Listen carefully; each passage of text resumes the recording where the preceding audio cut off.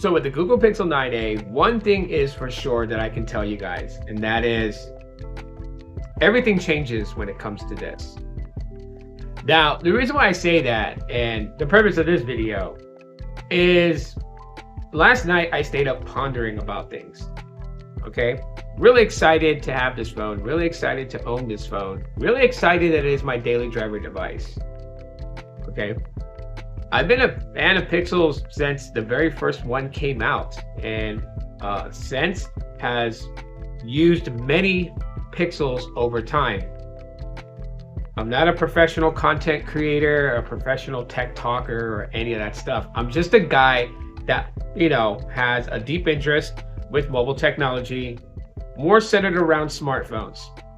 I do also like talking about networks and carriers and stuff like that to help people find the best deals. But when it comes to the real core essence, it's always been about phones. And so like I said, I was thinking about things.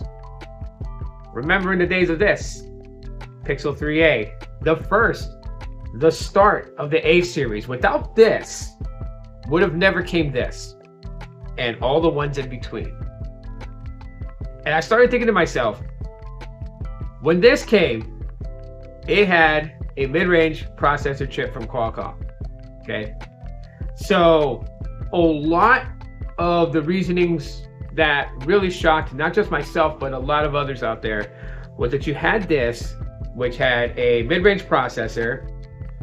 It cut certain corners to make this affordable compared to the Pixel 3, and it delivered, as far as user experience with the user interface, a very near-like experience to the Pixel 3. Very near. And after that came, the ones in between, and now we're at this, the Pixel 9a. And lots of people are talking about that the Pixel 9a now has its own identity. I kind of find that to be laughable because they're making reference of no camera bar, right? Like the Pixel 9, the Pixel 9 Pro, Pro XL, they have a camera bar, right? The 9 Pro Fold has a camera bar. The 9a does not. And I'm okay with that. Some people don't like these types of changes. It's almost as if if a company does something, it has to stick and replicate that every single generation. The 9a doesn't do that. It steps outside of that boundary, and some people just don't know how to feel about it. But for me, the fact that it's got a much larger battery is part of the reasoning why it no longer has a camera bar, because everything is just sitting flush for how thick the phone is.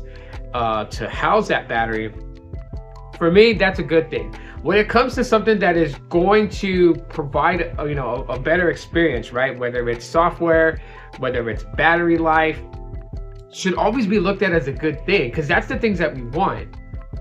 We cannot go and bash your phone because its battery sucks or whatever because it maintained a certain body style. That's just beyond me when it comes to that. So with that being said, the 9a changes a whole lot of things. It still keeps the core essence of the A series that was started with this, still maintained with this. And that is, you're getting a more affordable with the same user experience you would get from its flagship. You're not paying that high price. This is a $300 difference from the flagship. $300 difference. So this year, we're not sitting here pondering what's the reasonings for this, that it's only a $100 difference or whatever. It's not. It's $300 difference. You're yielding the same experience. But this phone is so fluid. It's so good. It still gives me that wow factor. Like, wow, this is really a budget flagship of the main flagships. It's just wow, it pops to me. Okay, everything that I do with this is just crazy insane. Watching videos, messaging everybody. The keyboard is so responsive. I haven't had any missed keys or delayed key responses.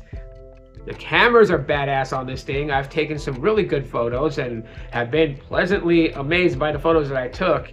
You guys can catch the quick photography, videography video. Like, I'm so stoked for this phone that like I wanted to like do a photography video, a full review on that, and I'm still gonna do that, but I just couldn't wait to show you guys some of the cool things it can do and some of the things that I like about it.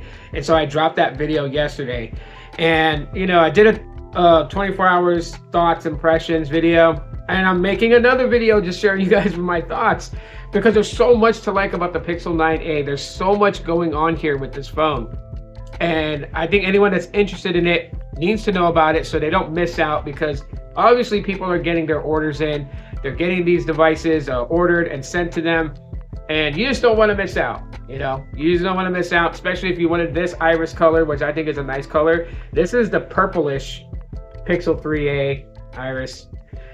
They got the peony, they got the obsidian, they got the porcelain. So there's, you know, there's a flavor for you, whichever one resonates with you the most.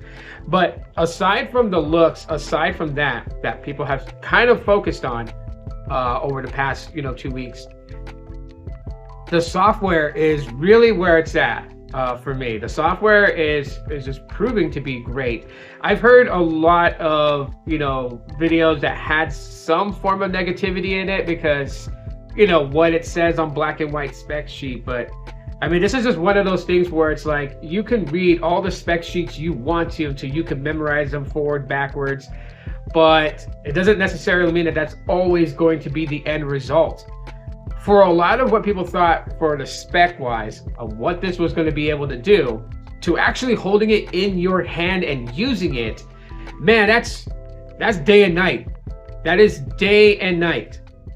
Okay, some of you guys may be a little frustrated with the AI capabilities of the Pixel 9a because it's running 8 gigabytes of RAM instead of 12 gigabytes of RAM, which people are like, it should have ran 12 gigabytes of RAM so it's able to do a lot of the AI. But maybe that's the differentiator. Maybe that's the $300 difference there, right? Is that if you're fully in the need to use AI, grab the flagships.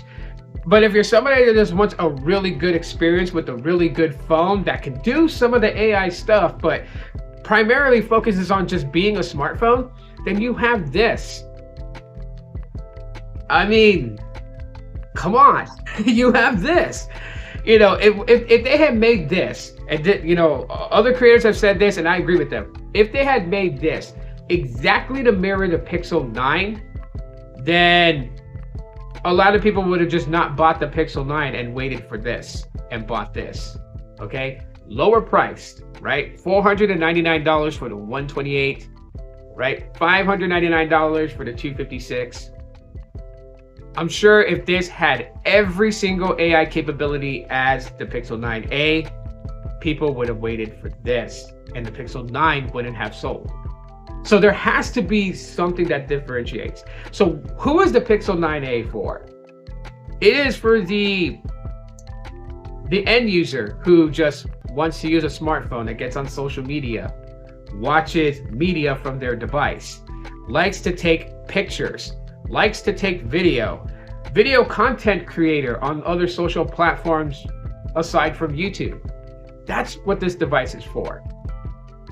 Good long battery life, as you guys will see, because I'm still in the middle of recording the battery test that I'm doing on this. And right now we're on day 2 and we have the phone in dark mode to see what kind of battery life we get with dark mode on. But yeah, this is not for the, I need super AI power. Like I need Skynet power. It's not for you, okay? You want that type of capability? Get a Pixel 9, 9 Pro, 9 Pro XL, 9 Pro Fold.